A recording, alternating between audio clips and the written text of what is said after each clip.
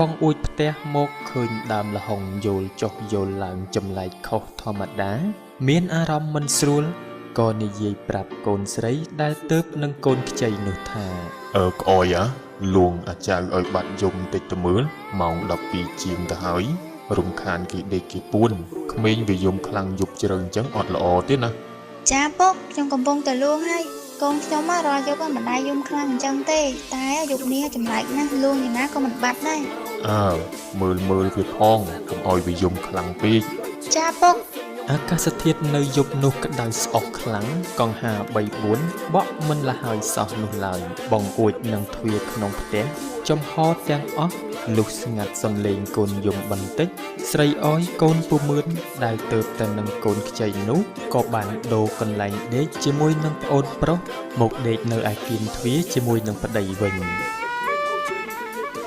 ក្រោយពីដូរកន្លែងដេកនៅឯមាត់ទ្វារមិនដល់1ម៉ោងផងស្រាប់តែមានរឿងដ៏គួរឲ្យរន្ធត់មួយកើតឡើង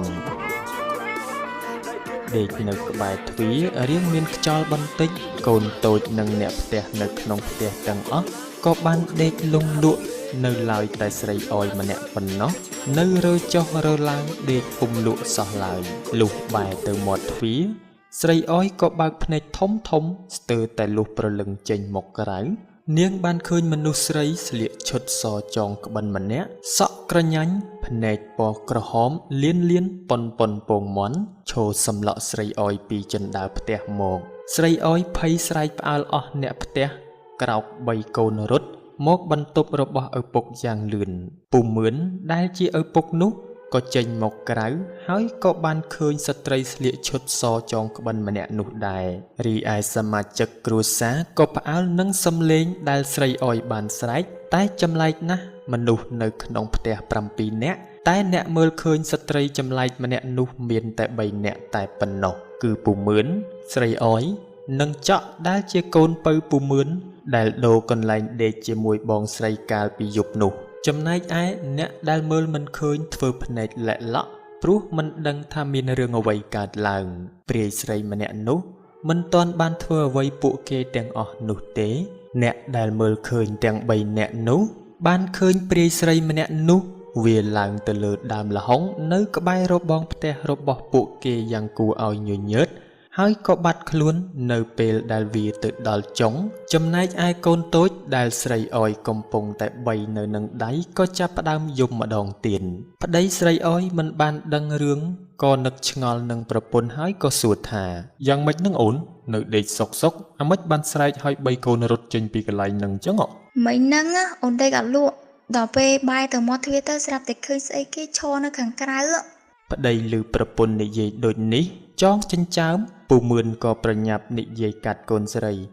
វាគ្មានស្អីទេលួងអាចៅឲ្យទៅបាត់យំទៅហើយប្រញាប់ចូលទៅគេងវិញទៅណែឯងប្រញាប់ទៅបិទទ្វារបិទបង្អួចទៅកូនពុកតែមិញខ្ញុំឃើញ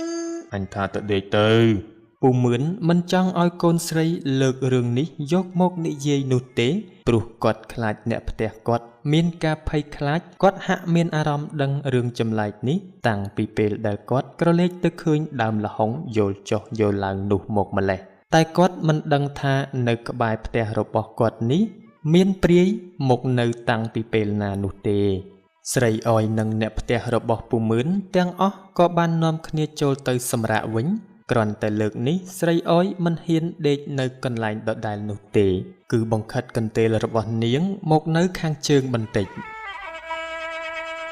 យប់បន្ទាប់ស្រីអោយក៏ដូរឲ្យប្អូនប្រុសពៅរបស់នាងមកដេកនៅគៀនទ្វារវិញចំណែកឯទ្វារបង្អួចនៅតែបើកចំហឲ្យមានខ្យល់ចេញចូលដដែលពួកគេមិនគិតថានឹងមានរឿងកើតឡើងដោយកាលពីយប់មិញនោះទេហើយក៏នាំគ្នាធ្វើដូចធម្មតាវិញចម្លែកអីតែពូមឿនយប់នេះគាត់ដេកមិនលក់សោះនោះឡើយគាត់ក៏ចេញមកក្រៅបន្ទប់មកមើលចៅប្រុសរបស់គាត់លុះពេលគាត់ក្រឡេកទៅមើលនៅមាត់ទ្វារគាត់ក៏បានឃើញព្រាយកាលពីយប់មិញនោះលូកដៃយ៉ាងវែងចូលមកក្នុងផ្ទះដៃព្រាយនោះវែងណាស់វាលូករំលងចក់កូនប្រុសពៅរបស់គាត់ដែលដេកនៅមាត់ទ្វារព្រមទាំងសមាជិកគ្រួសារប៉ុន្មានអ្នកទៀតដែលកំពុងតែដេកនៅក្បែរនោះដើម្បីមកយកកូនញ៉ាតូចដែលដេកនៅចន្លោះស្រីអោយនិងប្តីរបស់នាង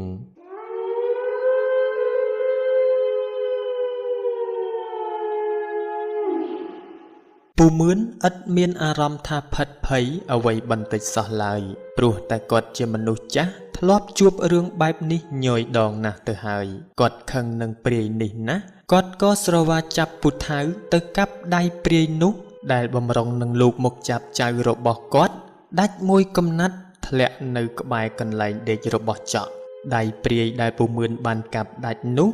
ក៏បានប្រែក្លាយទៅជាមេឃល្ហុងហើយដៃនាងព្រាយក៏បានលូតចេញមកវិញជាធម្មតាពូមឿនបានសួរទៅនាងព្រាយនោះថាឯងចង់ធ្វើអីចៅរបស់អញនឹងឆាប់ចេញភ្លាមមកព្រាយនោះមិនបានមាត់កអ្វីច្រើនឡើយហើយក៏បែរមកសម្លក់ពូមឿនទាំងភ្នែកលៀនលៀនយ៉ាងគួរឲ្យភ័យខ្លាចបំផុត